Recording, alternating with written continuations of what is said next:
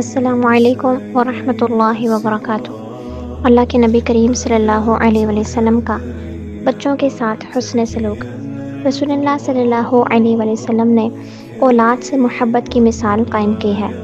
آپ صلی اللہ علیہ وسلم بچوں کو گود میں اٹھا لیتے، کندھوں پر بٹھا لیتے، سواری پر انہیں اپنے آگے یا پیچھے سوار کر لیتے، ان کا ماتھا چومتے، انہیں خیر و برکت کی دعا دیتے۔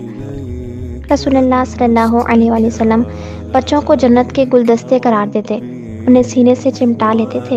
اقرا بن حابس نے کہا ہے، میرے 10 بیٹے ہیں اور میں نے کبھی کسی سے پیار نہیں کیا۔ آپ صلی اللہ علیہ وسلم نے فرمایا، جو کسی پر رحم نہیں کرتا اس پر رحم نہیں کیا جاتا۔ سبحان اللہ، یہ اللہ کے نبی کریم صلی اللہ علیہ وسلم کی بچوں کے ساتھ رحمت ہے، اور ہمیں بہت کچھ سیکھنے کی ضرورت ہے کہ آج ہم اپنے بچوں کے ساتھ کیسا سلوک کرتے ہیں۔ بچوں سے اگر کوئی بات بنوانی ہے تو وہ پیار سے ہی مان سکتے ہیں۔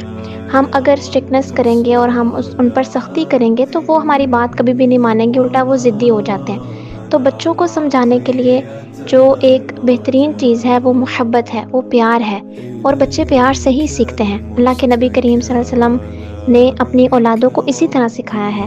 اور حسن اور حسین رضی اللہ عنہ کے بارے میں بھی آتا ہے نا کہ ان کے ساتھ اللہ کے نبی کا سلوک کتنا خوبصورت تھا۔